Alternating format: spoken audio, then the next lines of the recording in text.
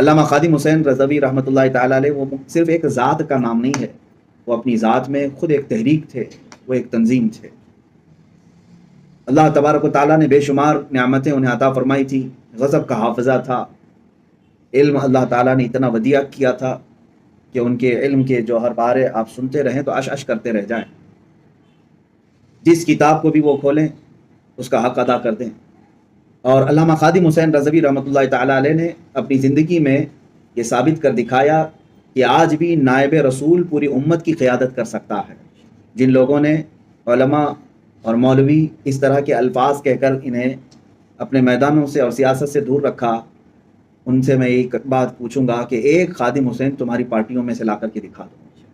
جو عشق رسالت مآب صلی اللہ تعالیٰ علیہ وسلم کا ایسا جام اپنے سینے میں رکھتا تھا کہ لوگ جو اس کی محفل میں بیٹھ جائیں وہ پھر ایسے پکے عاشق رسول بن کر نکلتے تھے کہ ان کا صرف اور صرف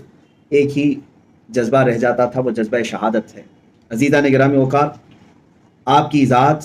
سب کے لیے آئیڈیل ہے، علماء کے لیے، دعات کے لیے، مبلغین کے لیے۔ علامہ خادم حسین رضوی رحمۃ اللہ تعالیٰ علیہ کی ذات کو دیکھو، اور میں ان نوجوانوں سے کہوں گا جو چھوٹے موٹے بہانے بنا کر دین کے کاموں میں سستی کرتے ہیں، تو معلوم ہے 56 سال کی عمر میں کمر ٹوٹ چکی ہے اور دونوں پیروں پر کھڑے نہیں ہو سکتے، ویل چیئر پر بیٹھ کر کے سخت ٹھنڈی راتوں میں بھی وہ باہر تشریف لاتے اور امت کی قیادت کر رہے ہوتے، رات بھر گھر سے باہر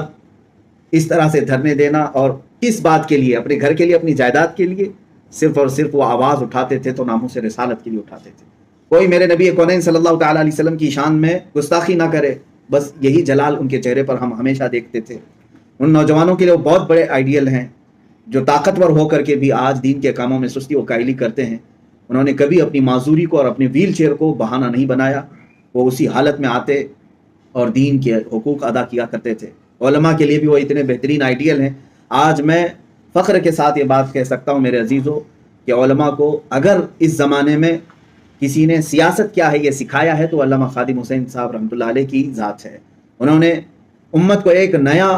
رخ دیا اور بتایا کہ دین محمدی ہی اصل تخت پر آنے کا لائق ہے، اور انہوں نے ہر نعرے میں یہی اپنے سلوگنز دیے لوگوں کو۔ لوگ ایک دوسرے کے آنے پر نعرے لگاتے ہوں گے، دیکھو دیکھو کون آیا، سنیوں کا شیر آیا، لیکن آپ نے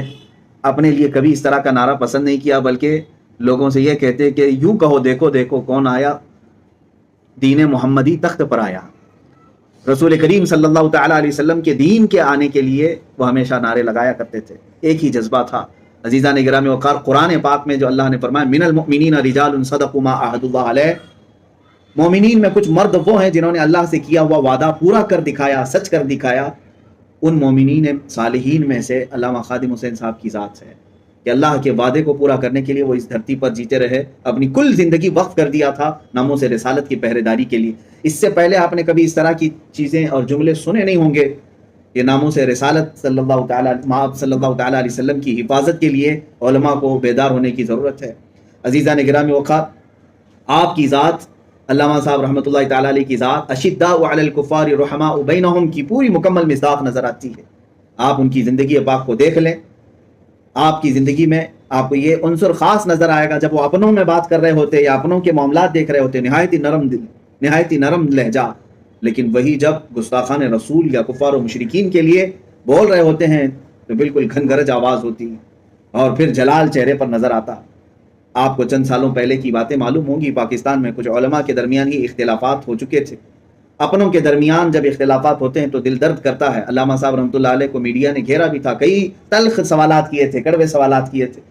اور آپ کو انٹرویو کے لیے بلا کر کے اپنوں ہی کے متعلق سوالات کر رہے تھے۔ وہ انٹرویوز آج بھی موجود ہیں، آپ دیکھ سکتے ہیں۔ اتنے نرم لہجے میں آپ بات کر رہے ہیں، اتنے نرم لہجے میں نے اس سے زیادہ نرم لہجہ آپ کا کبھی نہیں دیکھا جب اپنوں کے متعلق کوئی سٹیٹمنٹ دینا ہوتا ہے۔ اور علامہ صاحب رحمۃ اللہ تعالیٰ علیہ کی زبان پر ایک بھی غیر شائستگی کا جملہ آپ نہیں پائیں گے، لیکن وہی انٹرویو میں جب کسی گستاخ رسول کے متعلق سوال ہو رہا ہو، دشمن رسول کے متعلق سوال ہو رہا ہو،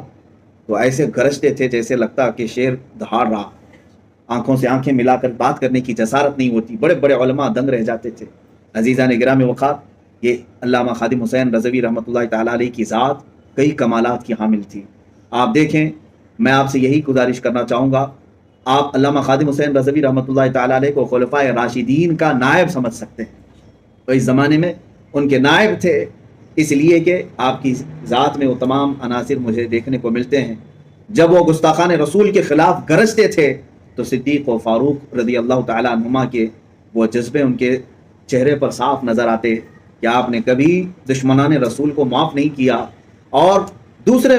مرحلے میں آپ دیکھیں، جب آپ کو لوگ گالیاں دے رہے ہوتے ہیں، پوری زندگی بھر اپنے اوپر آنے والی گالیوں کا ایک بھی جواب نہیں دیا۔ کیا یہ سیدنا عثمان غنی رضی اللہ تعالیٰ عنہ کی بردباری آپ کو نظر نہیں آتی ان کی زندگی میں؟ جہاں وہ اشداء علی الکفار تھے، وہیں اپنوں کے لیے یا اپنی ذات کے لیے کوئی اگر کچھ کہہ رہا ہے تو اس کا جواب کبھی نہیں دیا آپ نے۔ اور چوتھی چیز ایک اور کہ سخت بخار کے عالم میں، ابھی آخری زمانے میں بھی آپ کی وفات سے چند دن پہلے کی بات ہے، 100 کے اوپر آپ کو بخار تھا۔